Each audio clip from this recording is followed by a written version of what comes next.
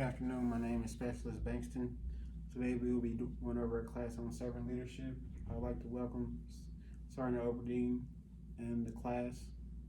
The classification for this class is unclassified.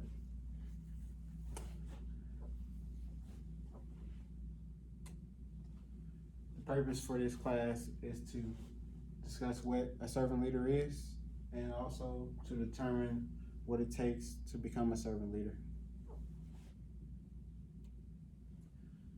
The Army defines a servant leader as the skill of influencing others to enthusiastically work towards goals for the common good with character that inspires confidence.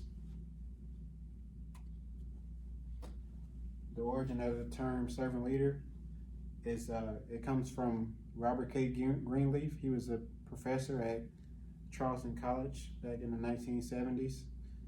And he coined the term around that same time. Although the concept of a servant leader has been around for a millennia, he described a servant leader as a leader who prioritizes the growth and well-being of the team, and while letting their own needs and ambition take a back seat. So basically putting the team before themselves and taking in what they want, what the team wants for the bigger picture. There are 10 characteristics of servant leadership. The first one is active listening. Active listening uses verbal and nonverbal cues to acknowledge points and paraphrase to show understanding. An example would be a sergeant listening to one of his lower enlisted or subordinates and not listening to respond, but listening to get the whole picture of what they're trying to explain. Empathy. Empathy is the ability to understand and share feelings of another. An example of empathy is knowing where one of your subordinates come to you with a problem, and you can empathize with where they're coming from, and you won't shut them down. Emotional intelligence, the ability to monitor your own emotions as well as others. An example would be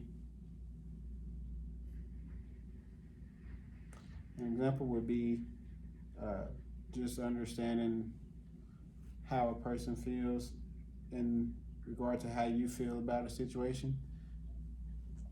Self-awareness, the ability to look at yourself and think deeply about your emotions, behavior, and consider how they affect the people around you. So basically having self-control enough to know be aware of yourself and how you come off to others. Developing a subordinate into a better soldier, so it can help you mold them into a great soldier, a future NCO that will be a future leader. Persuasion. Servant leaders use persuasion rather than authority to encourage people to take action.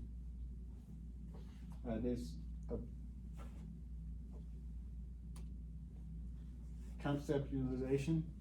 Conceptualization relates to your ability to dream great dreams so that you look beyond day-to-day realities at the bigger picture.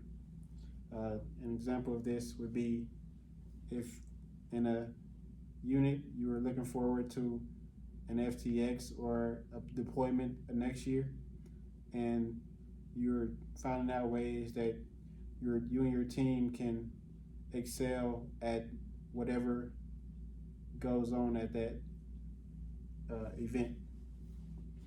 Foresight, you can predict what's likely to happen in the future by learning from your past experiences.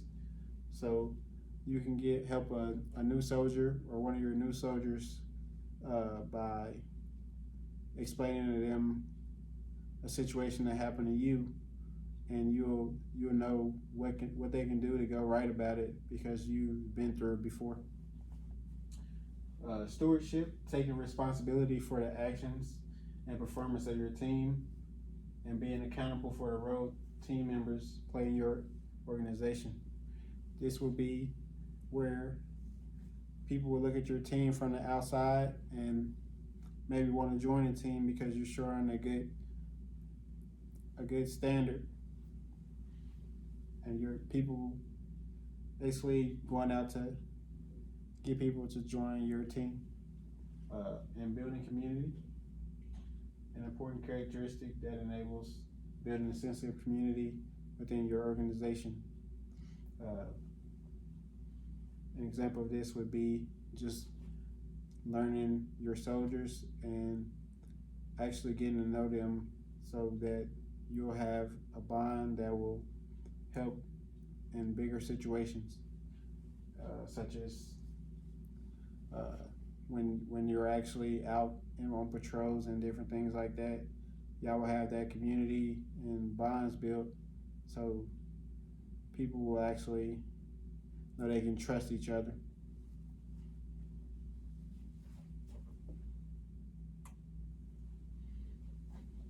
How do you become a servant leader?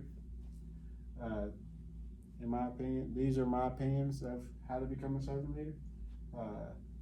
You can be attentive to your soldiers. This means to just pay attention to what they have to say and make them feel like their opinions are valid when it comes to the bigger picture of where your organization is going.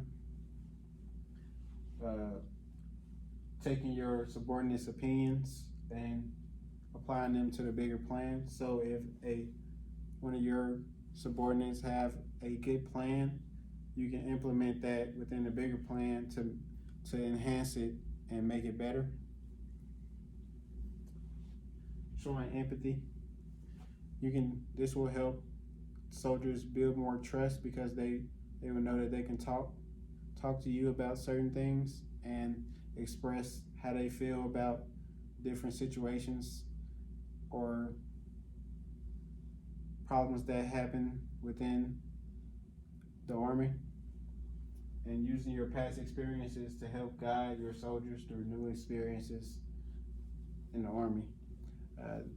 So you being a sergeant or E6, you will have a lot of experiences that the new soldiers won't have. So if something comes up that happens with them, they'll have you as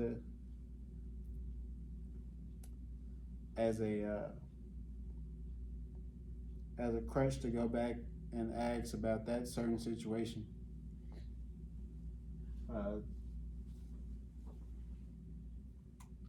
Today we talked about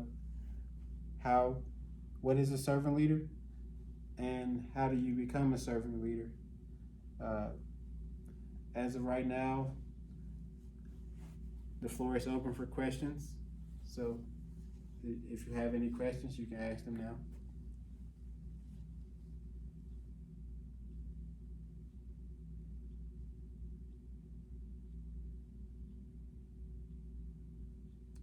All right, this concludes our presentation.